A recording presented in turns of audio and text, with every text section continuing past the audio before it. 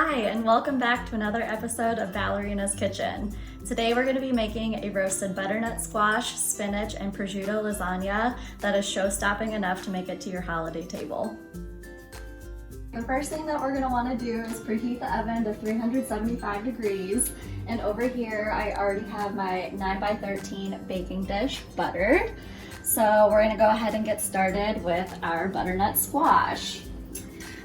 There's many ways that you can peel the skin off of butternut squash, but if you don't have the sharpest of knives, I'm going to show you what I think is the easiest way to get the skin off. It's with the vegetable peeler. So you're going to want to go ahead and just run it down. Now you're going to have to go a couple times in the same place just because you want to make sure that you truly get all the way down to the flesh because the skin is bitter. So I'm just going to go ahead and keep peeling my way through this.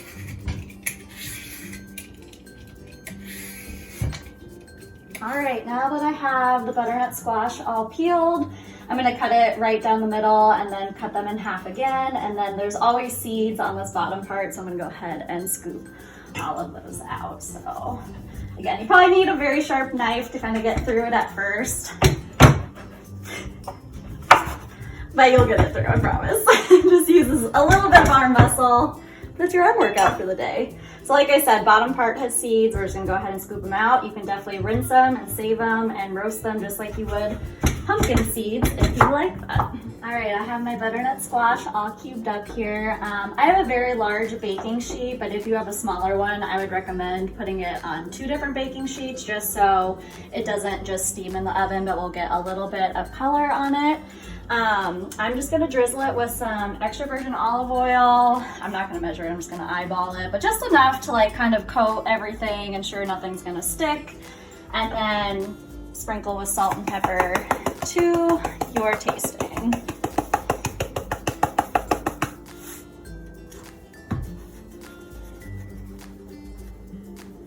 We'll mix this all up. I always say clean hands are your best tool. And we're gonna roast this, like I said, at 375 degrees. It's probably gonna take about a half hour, so I'm gonna roast it for about 15 minutes, and then we'll flip it around about halfway through so all sides can get a little bit of color and some love on them. All right, it's been 15 minutes, so I'm gonna give these a toss, and I'm gonna put them back in the oven for another 15 minutes, and then I'll check them again. You want them to be very fork tender, like if you're making mashed potatoes, you want the fork to easily go through because we are gonna mash this, so you definitely don't want to make it harder on yourself.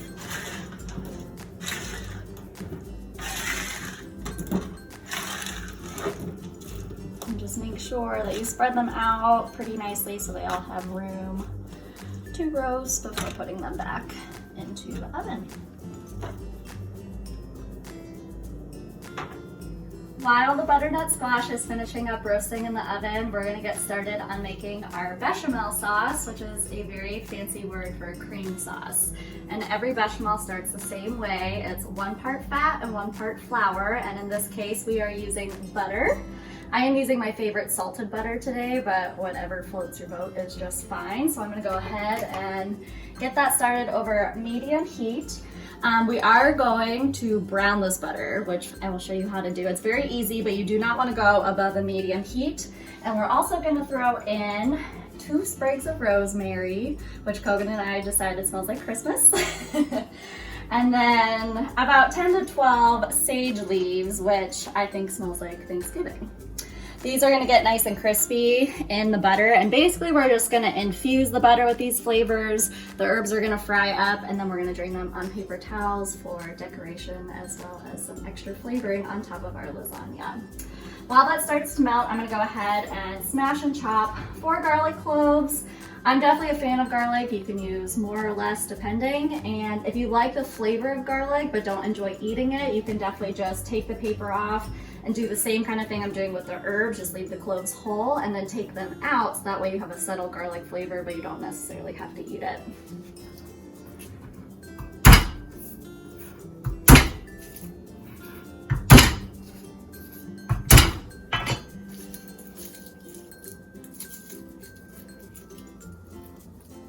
So right now I'm just getting all the paper off. You just want to smash it with the back of your knife and it should come off fairly easily.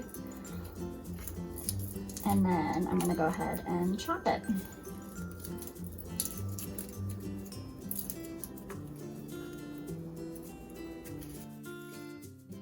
I just want you guys to take a look at this butter. As you can see, it's starting to foam.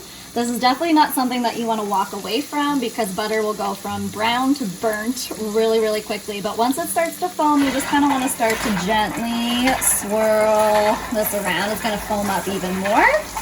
A good kind of indicator about when it's going to be done is when the foam starts to separate out away from the middle. You'll know that your butter is about to be done browning.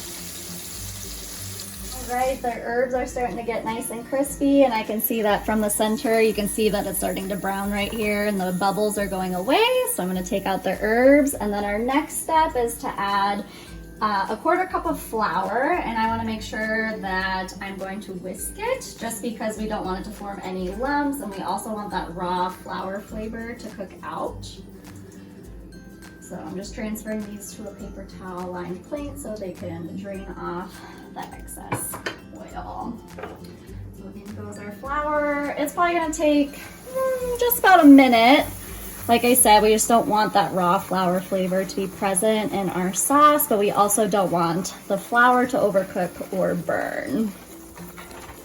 All right, our flour is all ready to go. So the next thing I have is 2 cups of whole milk and 2 cups of low sodium chicken broth. I highly recommend not skimping on the fat in this, and I've said before in the past that I like to control the salt content, so that's why I'm using low sodium chicken broth, but again, you can use whatever you want. So I'm gonna start adding this kind of slowly. The flour that we added is going to be our thickening agent. This liquid has also come to room temperature. I did that just so I didn't have to heat it on the stove and dirty up another pot, but if you forget to get it out an hour or 2 before, you can definitely heat this gently on the stove. I just would not recommend using cold ingredients because it will make your sauce seize up and you will most likely have some lumps.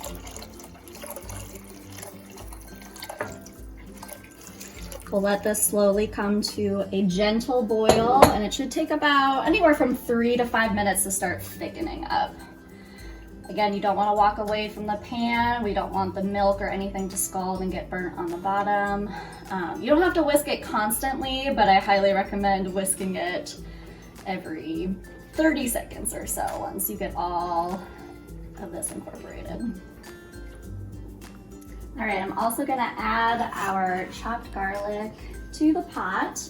I don't like to add it too early on because I feel like if you add it with the herbs at the very, very beginning, it tends to burn, and burnt garlic tastes very bitter.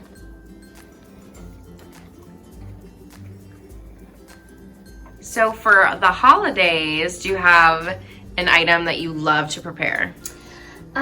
So normally my family would do turkey for Thanksgiving, and then for Christmas we would do a ham, but actually last year I introduced my family to prime rib, and I did a coffee rubbed prime rib that I think will definitely become a new tradition in our family because it turned out very well and I was very excited about it. Otherwise, desserts, I like anything chocolate. I've made some chocolate pot de crèmes in the past, or a chocolate pomegranate tart, which was a big hit. So desserts for Christmas can change up quite a bit. Wow, I need to come to your family's holidays. You're welcome anytime. All right, my butternut squash has come out of the oven. It did take closer to 35 minutes than 30 minutes, so just note that. I just transferred it to a bowl, and now I'm going to mash it. And once this gets mashed, here, I'll show you what I'm gonna add to it. I have 16 ounces of whole milk ricotta cheese. Again, you can use part skim, but I just feel like for a holiday, anything that you really shouldn't skimp on any of the fat or the calories because it's worth it.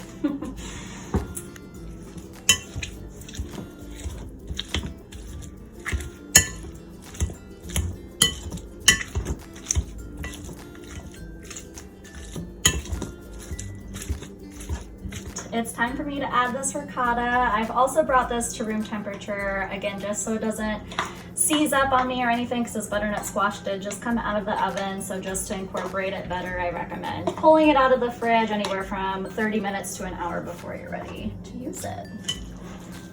And this is gonna be our filling to our lasagna.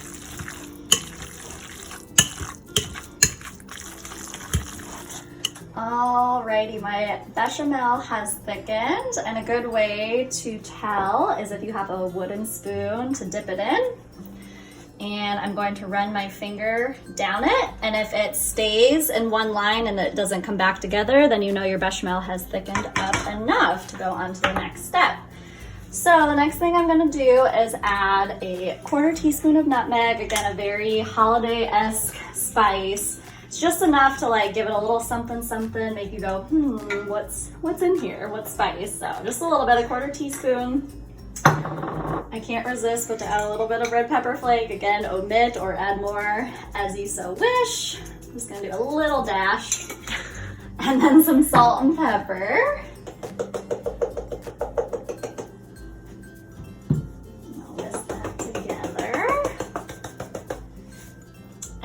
Next step is to add some baby spinach. I happen to have a bag that needs to be used in my fridge, but if you have frozen, you can definitely use that as well. I would just recommend after you defrost it to squeeze all the extra liquid out of it just so it doesn't thin out your sauce too much. We're gonna use about 4 ounces, which is about 4 cups, so 1 ounce per cup, and this is a 6-ounce bag, so almost all of it, close to all of it. And spinach, as you probably know, wilts down pretty fast, so it's gonna look like a lot here in a second, but once I start to add it and stir it, it's gonna wilt down into almost nothing, so don't be alarmed. All right, now on to the cheesy part of our cream sauce. I'm gonna add a heaping cup of fontina cheese, which is a very mild, semi-soft cow's milk cheese. You can also use mozzarella, you could add Gouda, really any cheeses that you like, you can throw on in here.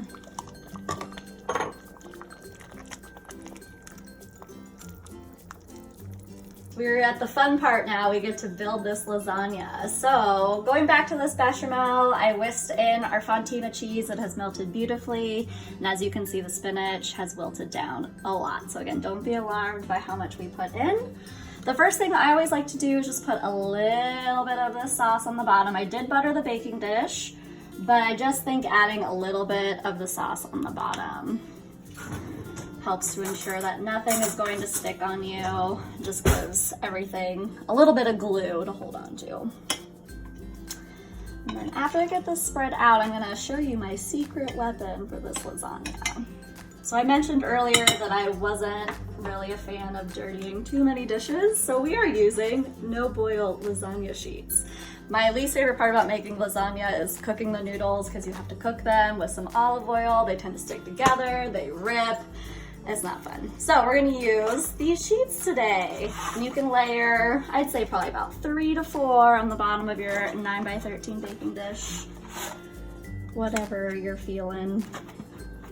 And then we'll start assembling. I might do 4. I like noodles. I like my carbs. And then really, like, the layering process is all up to you. You can do 2 layers, you can do 5 layers. I'm just gonna start scooping and see where we go from there. So after I lay the noodles down, I'll spoon a little bit of this butternut squash mixture. Again, it doesn't have to be perfect. It's staying in this dish even after you cut it, so it's not like frosting a cake where it has to be all beautiful. It's whatever you want it to be.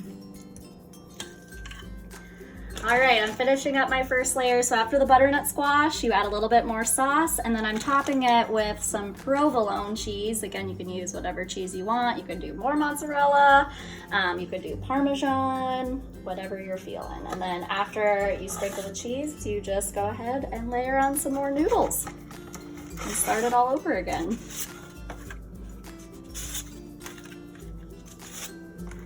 Alrighty, I ended up doing 5 layers.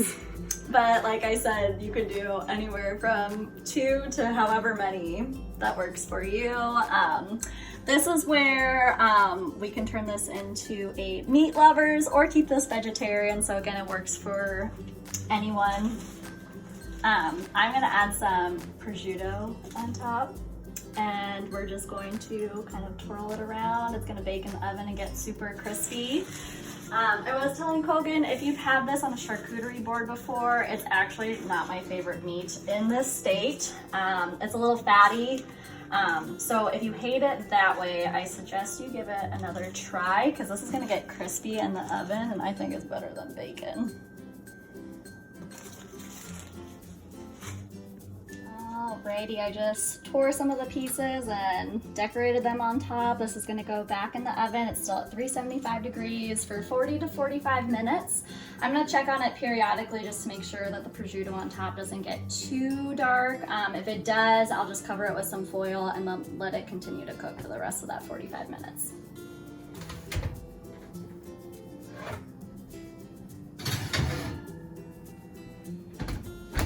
After 40 minutes, we took out the lasagna, and I did not have to cover it with foil. The prosciutto held up really well. We got a nice cheesy crust, which is of course the best part of any lasagna.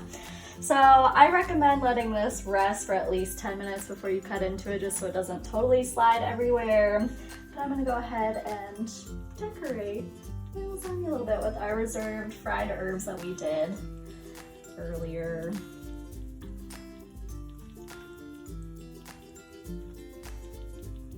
Make it pretty. Anything goes. Make it your own. And if you don't want to eat these, or if they're too strong, I think frying them in the butter, like anything, makes them super, super yummy. But again, if it's too strong of a flavor, you could definitely leave it off. This is more for presentational purposes.